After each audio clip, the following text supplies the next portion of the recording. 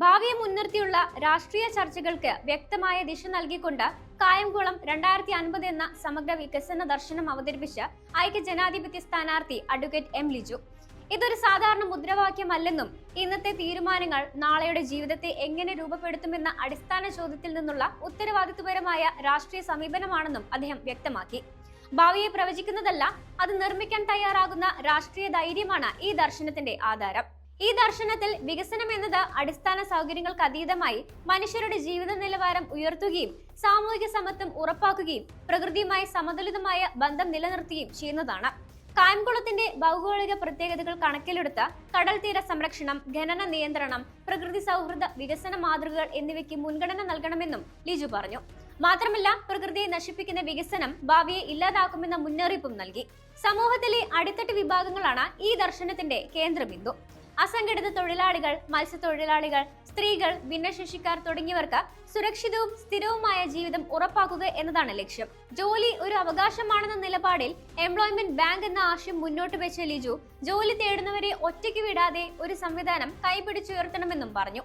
വിദ്യാഭ്യാസ രംഗത്ത് ഡിഗ്രി കേന്ദ്രീകൃത സംവിധാനത്തിൽ നിന്നും മാറി കഴിവ് കേന്ദ്രീകൃതവും ജീവിതോന്മുഖവുമായ പഠന രീതിയിലേക്ക് മാറേണ്ടതിന്റെ ആവശ്യകതയും അദ്ദേഹം ചൂണ്ടിക്കാട്ടി.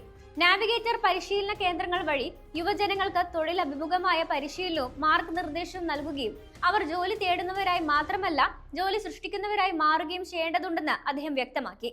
സാംസ്കാരിക രംഗത്ത് കായംകുളത്തിന്റെ പൈതൃകവും കലാരൂപങ്ങളും സംരക്ഷിക്കുകയും നവീകരിക്കുകയും ചെയ്യുക എന്നത് ഈ ദർശനത്തിന്റെ പ്രധാന ഘടകമാണ്. കലയും സാഹിത്യവും ഒരു സമൂഹത്തിന്റെ ആത്മാവാണെന്നും അവയെ പ്രോത്സാഹിപ്പിക്കാതെ സമഗ്ര വികസനം സാധ്യമല്ലെന്ന് പറഞ്ഞ ലിജു പ്രാദേശിക കലാകാരന്മാർക്ക് വേദികൾ ഒരുക്കുകയും യുവജനങ്ങളെ സൃഷ്ടിപരമായ പ്രവർത്തനങ്ങളിലേക്ക് കൂടുതൽ ഉൾപ്പെടുത്തുകയും ചെയ്യണമെന്നും നിർദ്ദേശിച്ചു. ഈ ദർശനത്തിന്റെ പ്രധാന തൂണുകളിൽ ഒന്നാണ് വനിതാ ശാക്തീകരണം. സ്ത്രീകൾക്ക് സാമ്പത്തിക സ്വാതന്ത്ര്യവും സാമൂഹിക സുരക്ഷയും ഉറപ്പാക്കാതെ യഥാർത്ഥ വികസനം സാധ്യമല്ലെന്ന് ലിജു വ്യക്തമാക്കി. നൈപുണ്യ വികസനം, സ്വയം തൊഴിൽ, സഹകരണ സംരംഭങ്ങൾ എന്നിവ വഴി സ്ത്രീകളെ ശക്തിപ്പെടുത്തുകയും സുരക്ഷിതമായ പൊതുസ്ഥലങ്ങളും തൊഴിൽ പരിസരങ്ങളും സൃഷ്ടിക്കുകയും ചെയ്യേണ്ടതുണ്ടെന്നും തീരുമാനമെടുക്കുന്ന തലങ്ങളിൽ വനിതകളുടെ പങ്കാളിത്തം വർദ്ധിപ്പിക്കണമെന്നും അദ്ദേഹം കൂട്ടിച്ചേർത്തു. സാമ്പത്തിക രംഗത്ത് പ്രാദേശിക ശക്തികളെ തിരിച്ചറിഞ്ഞ് അവയെ ആധുനികവൽക്കരിക്കുകയാണ് ഈ ദർശനത്തിന്റെ ലക്ഷ്യം.